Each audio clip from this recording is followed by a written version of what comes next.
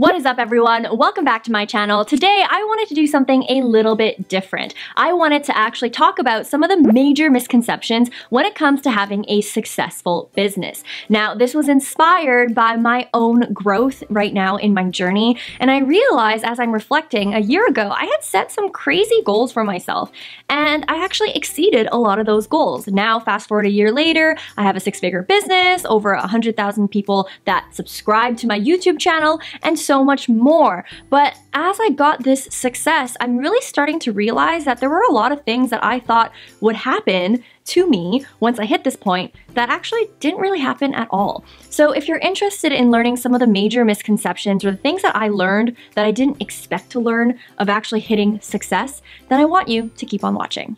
Now, I know that many of you watching this channel are probably starting out in your business, so you're gonna be thrilled to hear this misconception that I'm gonna lay out to you. And that is imposter syndrome never really goes away. And the reason why I think that you're gonna be thrilled in hearing this is because even someone like me a year later with all this success that a lot of you guys strive to have, I also feel a lot of imposter syndrome. And even me talking to people that are way more successful than me, they also have imposter syndrome as well. Now, obviously the downside is that it never goes away, but the upside is that you're not alone. I remember a year ago when I was starting out, I told myself, okay, once I have clients, then this imposter syndrome is gonna go away. And then I got the clients, and then I said, okay, once I make this amount of money or I launch this and a lot of people are raving about me, then the imposter syndrome will go away. Okay, once I hit 100,000 subscribers on YouTube, then the imposter syndrome is gonna go away. It never went away, but for me, as I grow, I've gotten better in dealing with it. So I think that's the major difference as you grow in your journey. The imposter syndrome is always gonna be there. And the reason for this is because at every level of success, you're always going to compare yourself with someone that is more successful than you and that is doing better than you. And then you're gonna feel like shit.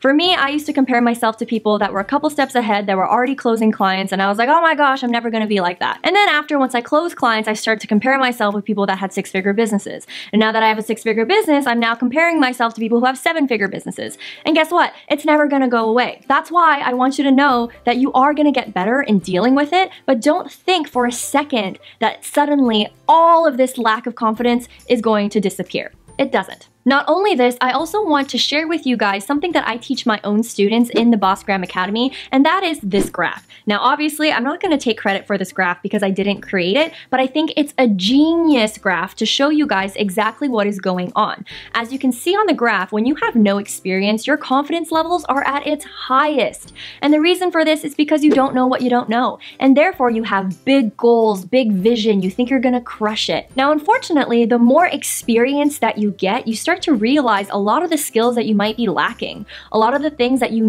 don't know yet, and therefore you feel like an imposter. Now, this is a really great illustration of what truly happens as you start to grow in your journey. The imposter syndrome simply does get worse. However, like I said earlier, how you deal with the imposter syndrome will get a little bit better because you're gonna start hanging around people that are more supportive for you and all of that. And therefore, through experience, you're also going to have a much stronger and richer mindset to tackle these issues when you start feeling the imposter syndrome rising. However, I did want to at least tell you that even me, I suffer from imposter syndrome a lot, and I go to my mentors crying my face off, being like, oh my God, random people on the internet don't like me. Oh my goodness, this person didn't want to sign up for my program. Oh my goodness, this person complained that my video wasn't good enough.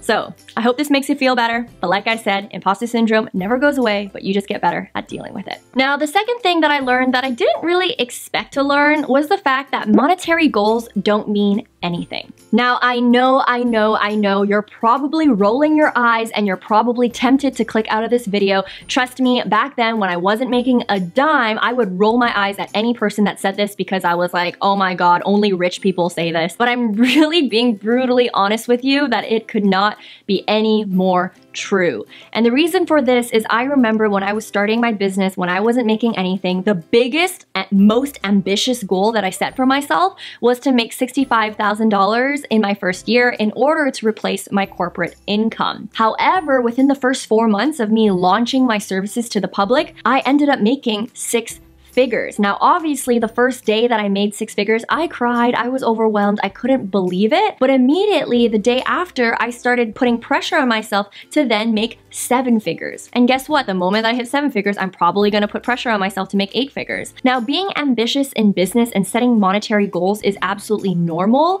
However, I'm telling you right now that the chase never ends until you actually chill out and just enjoy the process. For example, I told myself, okay, once I have 1 client, I'm good. I'm gonna be happy with what I have. And then I hit that 1 client and immediately I'm stressing out the fact that I don't have a 2nd client or the 3rd client or the 4th client. And then even though I was in a position where I sold out all of my seats for my one-on-one coaching, I immediately told myself that I was a failure because I booked it all out and that I literally immediately capped out my income. And it's ridiculous.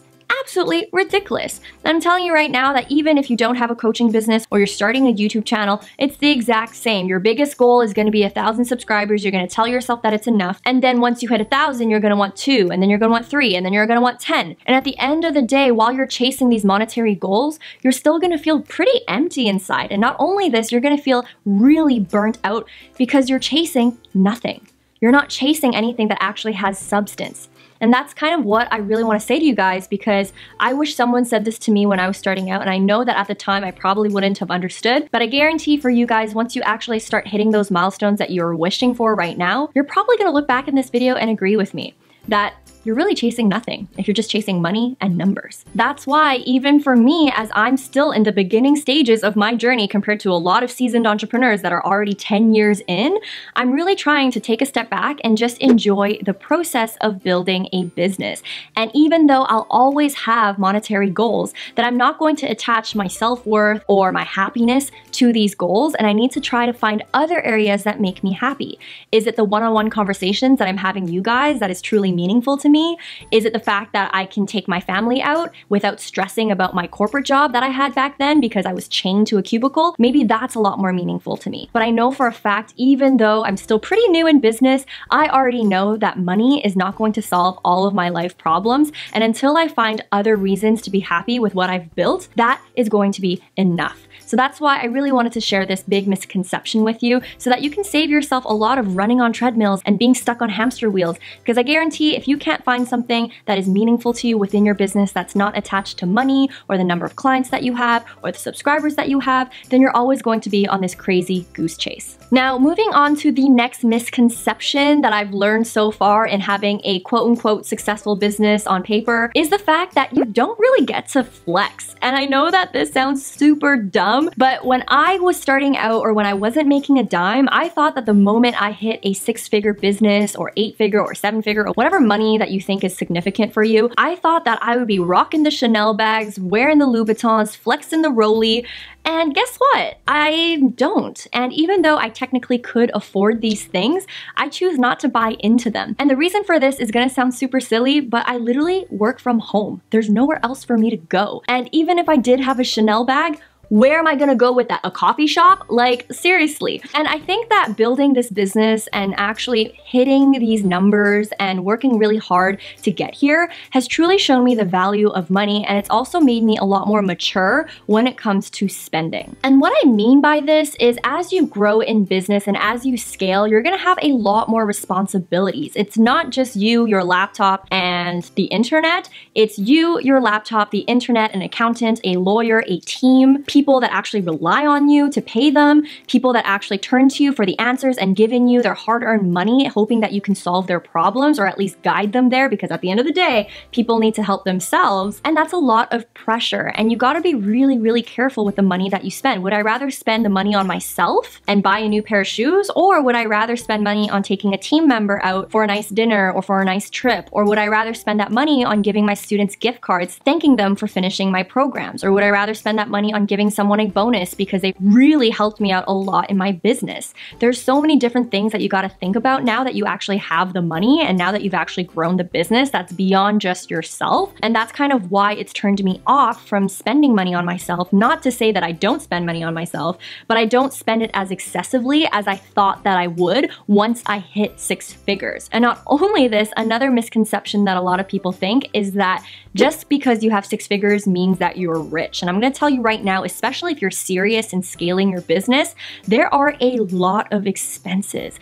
Even for me, there was 1 month where I spent $25,000 in expenses alone. Now, I'm not telling you to go into my comment section and tell me how I need to spend my money, but I'm telling you right now, the more money you make, the more money you spend. And maybe one day I'll do a video all about finances and all that once I have my own stuff sorted out. But I'm telling you right now that if you think that having a 6-figure business is all of a sudden going to make you this flexing queen or flexing king, I'm gonna tell you that's not really true. And if you are someone or you see someone that is flexing a lot, I really would love to see their financials to see if they have a profitable business. But anyways, I'm not here to judge. I'm just telling you my own perspective of the things that I learned from growing this business and some major misconceptions that really turned me on my nose when I finally hit this mark. Now, so far in this video, I did a little bit more of a real talk with you guys in terms of the major misconceptions that I found when I was growing my business or as I'm growing my business. If you enjoy more videos like this, or you're looking for videos that are a little bit more strategic and more step-by-step